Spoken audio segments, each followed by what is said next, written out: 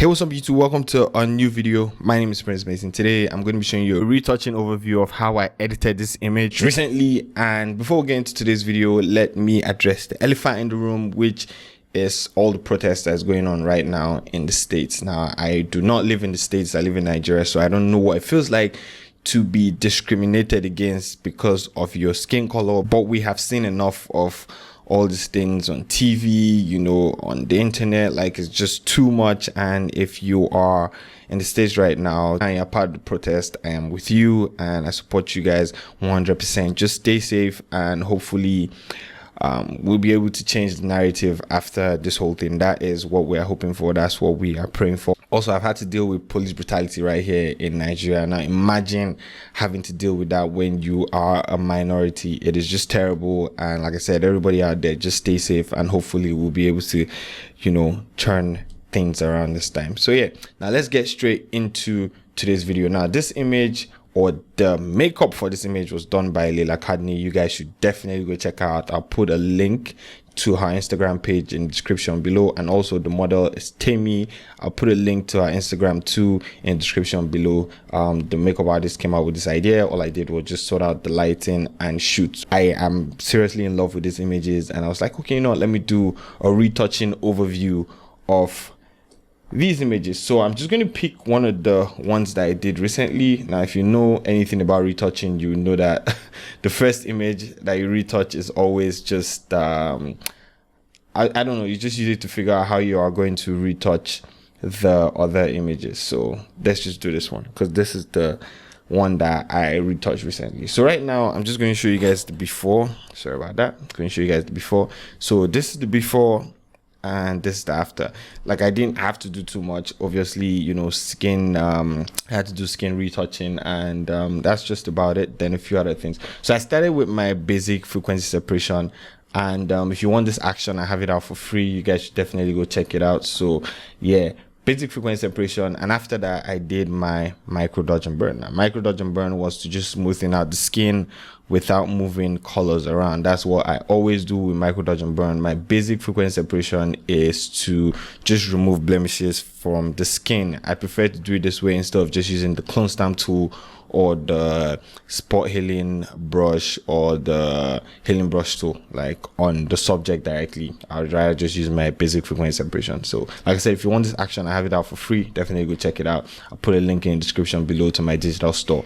Now, after that, I did micro dodge and burn, and what I do with micro dodge and burn is just even out the whole skin, the transitions between highlights and shadows. I just want to make sure that they are even, so I use micro dodge and burn to do that. Now, how you do micro dodge and burn is just create curves adjustment layers and use a soft white brush to paint through. So for me, I use a flow of 1% to work with my micro dodge and burn. So after doing that, I will create a stamp visible layer, and after creating a stamp visible layer, the next thing I do, or the reason why I'm creating a stamp visible layer, is because I want to run my advanced frequency separation action. So the basic is just to remove blemishes, and then the advanced, I work on the skin, just smoothing it out further. And you know, at this point I kind of like just move colors around a little bit. Now, I prefer to do dodge and burn before doing advanced frequency separation, because like I said, dodge and burn evens out the skin very well already, but the frequency separation is going to move around colors, so I'd rather not just move the colors around from scratch. So after that, I did my advanced frequency separation, and for my advanced frequency separation, I'm going to be working majorly on my low layer. Remember, with the basic, I already worked on my high frequency layer to remove the blemishes. So for the advanced, for the most part, I'll be working on my low frequency separation layer, and I'll be using the mixer brush tool. So if you want to use the mixer brush tool, use these settings and just work with the low frequency layer. All I have to do is just paint around my subject, between the highlights and the shadows and the midtones. It just evens everything out. I have a couple tutorials on how to use the mixer brush. I'll probably link it in the description below, so you guys should definitely check it out. So for the low frequency, this is what we did. This is what we achieved.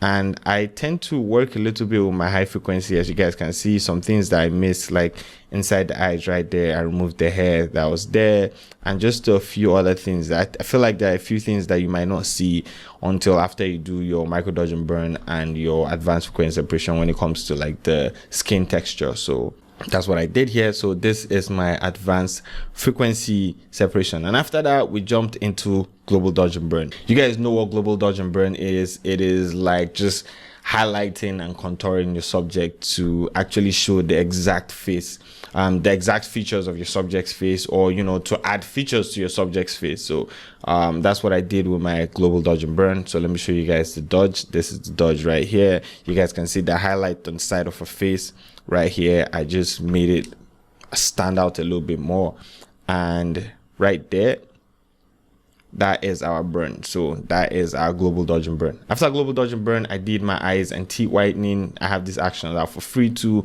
or you can go get all 14 actions that I use for retouching in my retouching essentials pack. I have that on my digital store. Definitely go check that out if you want to be able to use all these actions, from micro dodge and burn to my complete dodge and burn, rich tones, light contrast, strong contrast, even skin tones, smart sharpen. If you want all these things, definitely go check out my retouching essentials pack, and also my skin tone lots. And while I'm talking about this, I have my retouching masterclass coming out on June the 20th. So if you are watching this after June 20th, then my retouching masterclass is already out. Definitely go join that class. I'll put a link in the description below for you to register. So I have that coming on June the 20th. So put that down. And if you're watching this right now, definitely go register for that class and put your email down so I can notify you, because on the first day we're gonna have deals. So yeah, now after my eyes and teeth whitening, that, like I said, I have for free, go download that. The next thing I did was I just used my levels to bring out the contrast. So if I open my levels, you guys can see I dragged in my highlights and I dragged in my shadows. So if you don't know anything about levels, this right here is a histogram. So we have our highlights on the right and we have our shadows on the left. So if you just pull in from the left, you'll be adding a lot of contrast in your shadows, and if you pull in from the right, you'll be adding a lot of contrast from your highlights.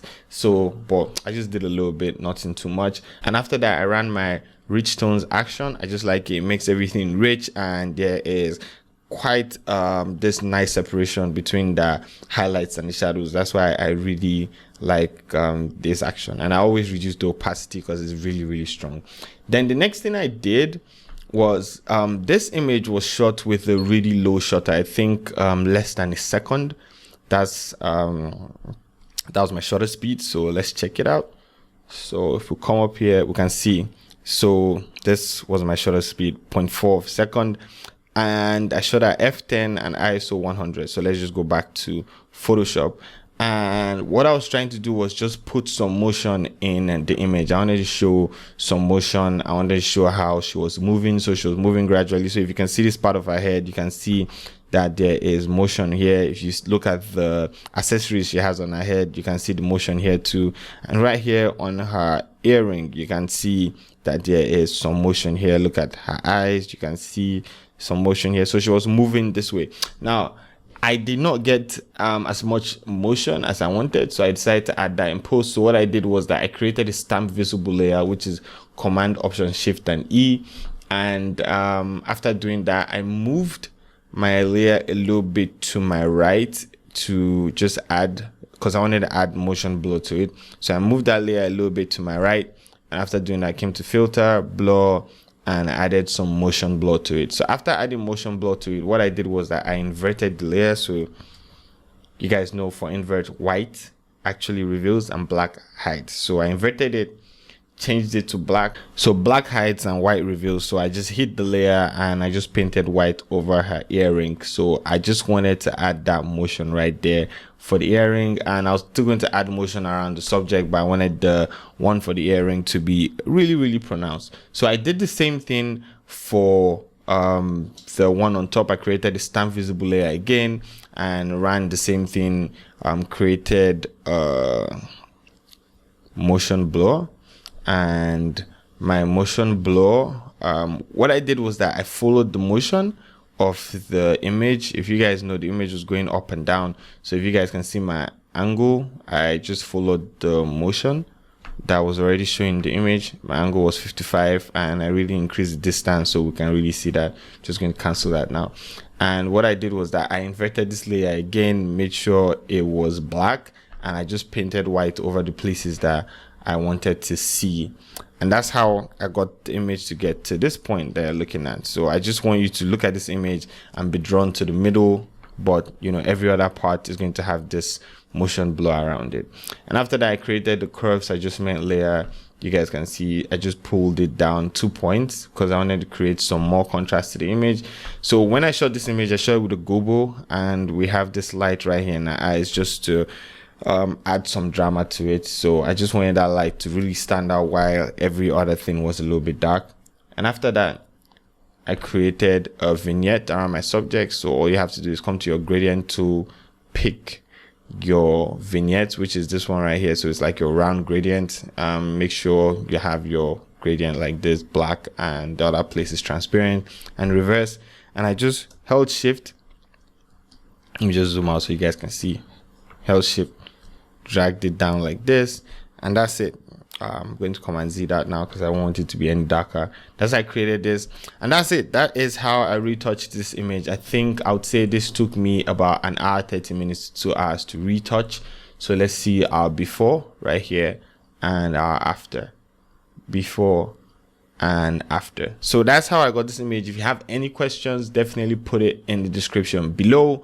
Not in the description, sorry, in the comments. If you have any questions, put it in the comments below and I'll be there to answer your questions. Also, check out my digital store where you can get your retouching essentials pack, skin tone lots, color lots. I have some amazing things there that'll help you retouch better and retouch faster. And go to www.theretouchingmasterclass.com and sign up for my beauty masterclass that's coming out on June the 20th. Anyways, I'll see you guys in the next video.